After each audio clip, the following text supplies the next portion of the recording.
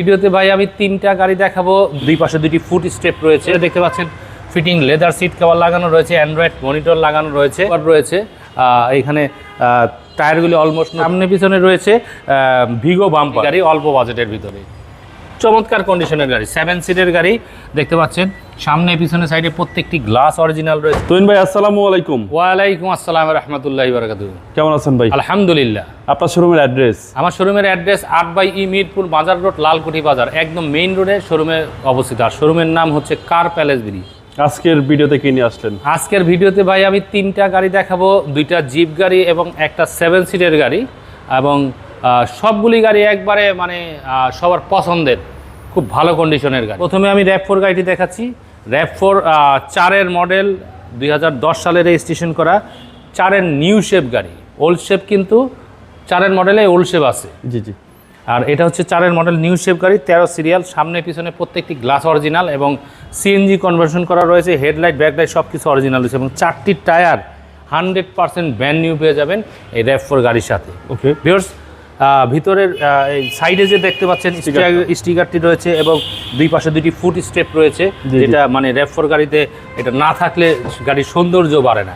এবং ভেতরে দেখতে পাচ্ছেন ফিটিং লেদার সিট কভার লাগানো রয়েছে, অ্যান্ড্রয়েড মনিটর লাগানো রয়েছে, সব কিছু অরিজিনাল রয়েছে ভেতরে এবং যথেষ্ট স্পেস রয়েছে। আসলে জিপ গাড়ি, RAV4 অল্প বাজেটের জিপ গাড়ি আসলে কিনতে গেলে 35-40 লাখ টাকার উপরে চিন্তা ভাবনা করা লাগে, কিন্তু RAV4 গাড়িগুলি তুলনামূলকভাবে তার চেয়ে অনেকটা কম দামে আছে।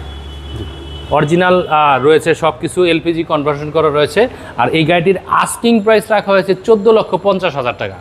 প্রাইস নিয়ে কিছুটা আলোচনা করা যাবে, নেগোশিয়েট করা যাবে, তবে সেক্ষেত্রে চলে আসতে হবে কার প্যালেস বিডিতে।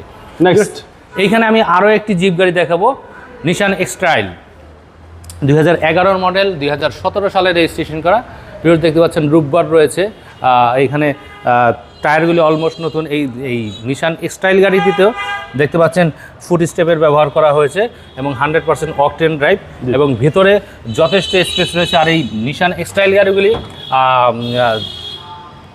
4WD 2WD দুইটাই ব্যবহার করা যায়, মানে 2 চাকা পাওয়ার 4 চাকা পাওয়ার দুইটাই ইউজ করা যায়। 2 হুইল 4 হুইল দুইটাই আছে। 2 হুইল 4 হুইল দুইটাই আছে এবং সামনে পিছনে রয়েছে ভিগো বাম্পার। জি, যেটা এই মানে স্টাইল গাড়িতে ভিগো বাম্পারটা না থাকলে এটার সৌন্দর্য বাড়ে না।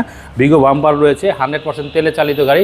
সামনে পিছনে সাইডে প্রত্যেকটি গ্লাস অরিজিনাল রয়েছে, পেপারস আপডেট পেয়ে যাচ্ছেন।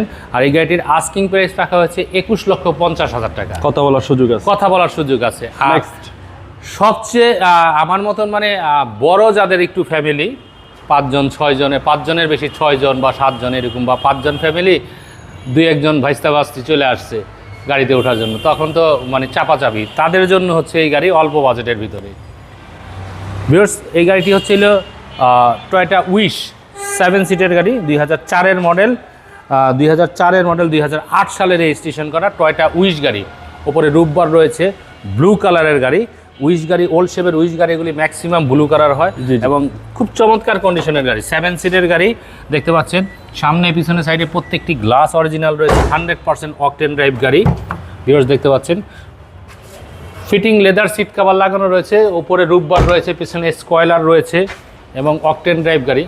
আচ্ছা, ব্যাকডোর সম্ভবত লক করা।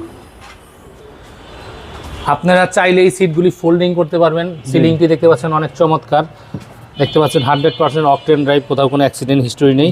খুব ফ্রেশ কন্ডিশনের গাড়ি, টয়োটা উইশ গাড়ি, 7 সিটের গাড়ি। একবারে ইজিভাবে 7 সিট মানে পেছনের যে সর্বশেষ পেছনের যে লাইনটা, এটাতেও খুব ইজিভাবে বসা যায়। 7 সিটের গাড়ি, টয়োটা উইশ গাড়ি। আর এই গাড়িটির আস্কিং প্রাইস রাখা হয়েছে খুবই কম। একটা করল্লা গাড়ির দামে পেয়ে যাচ্ছেন উইশ গাড়ি, 12,90,000 টাকা আস্কিং প্রাইস। কথা বলার অপশন রয়েছে। কেউ যদি সরাসরি শোরুমে আসতে চান, গুগল ম্যাপে কার প্যালেস বিডি লিখে সার্চ দিবেন, এবং কেউ যদি কথা বলতে চান, স্ক্রিনে দেওয়া যে নাম্বার রয়েছে, নাম্বারে আমাদের সাথে যোগাযোগ করে কথা বলতে পারবেন। সবাই ভালো থাকবেন। সবাইকে অসংখ্য ধন্যবাদ জানিয়ে বিদায় নিচ্ছি। আসসালামু আলাইকুম রহমতুল্লাহ।